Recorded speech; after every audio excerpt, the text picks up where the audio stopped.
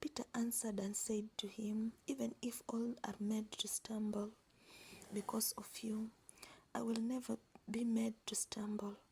Jesus said to him, Assuredly, I say to you that this night before the rooster crows, you will deny me 3 times. Peter said to him, Even if I have to die with you, I will not deny you. And so said all the disciples. Then Jesus came with them to a place called Gethsemane and said to the disciples, Sit here while I go and pray over there.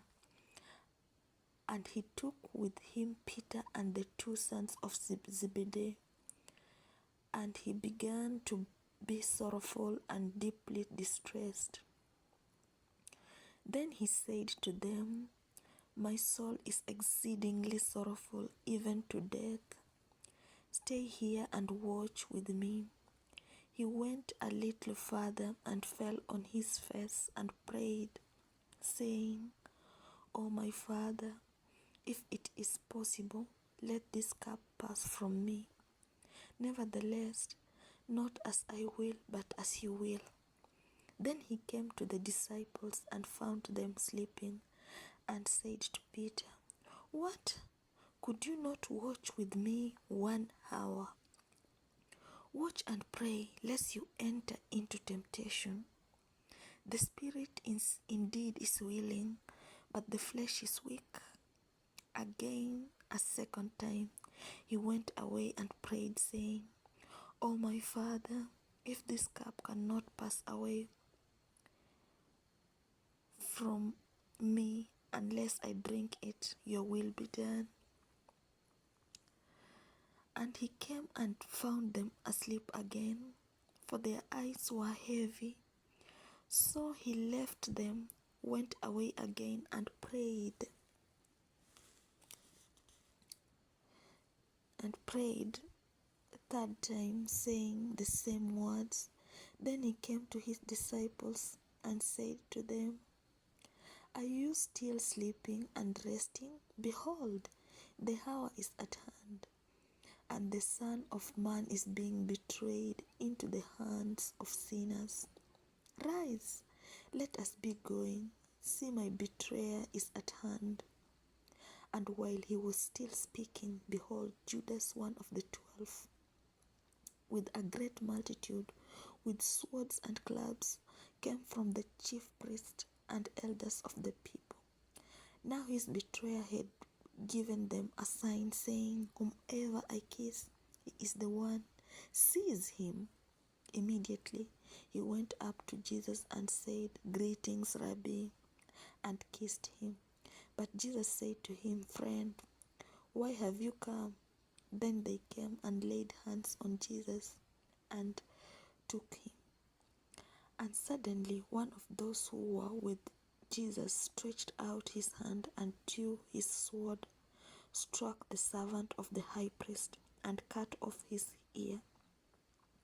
But Jesus said to him, Put your sword in its place, for all who take the sword will perish by the sword.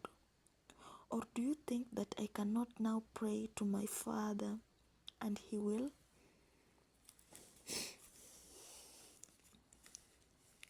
provide me with more than 12 legions of angels? How then could the scriptures be fulfilled, that it must happen thus? In that hour, Jesus said to the multitude, Have you come out as against a robber with swords and clubs to take me? I sat daily with you teaching in the temple, and you did not seize me. But all this was done that the scriptures of the prophets might be fulfilled. Then all the disciples forsook him and fled. And those who had laid hold of Jesus led him away to Caiaphas the high priest, where the scribes and the elders were assembled. But Peter followed him at a distance to the high priest's courtyard, and he went in and sat with the servants to see the end. Now the chief priests, the elders, and all the council sought false testimonies against Jesus to put him to death, but found none. Even though many false witnesses came forward, they found none. But at last 2 false witnesses came forward and said, "This fellow said, I am able to destroy the temple of God and to build it in 3 days." And the high priest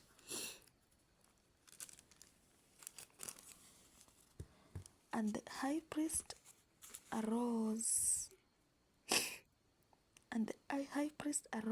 and said to him, "Do you answer nothing?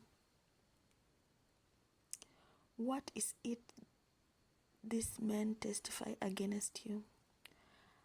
But Jesus kept silent, and the high priest answered and said to him,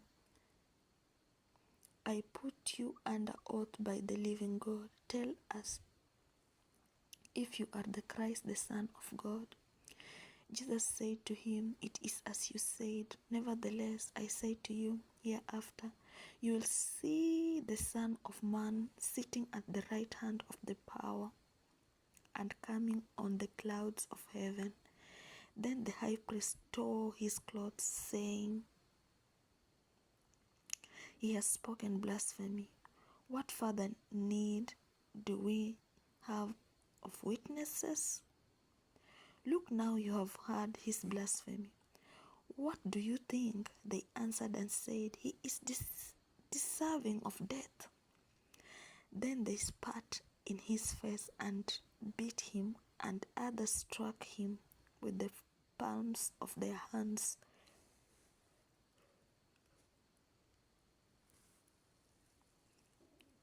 saying, "Prophesy to us, Christ. Who is the one who struck you?" Now Peter sat outside in the courtyard,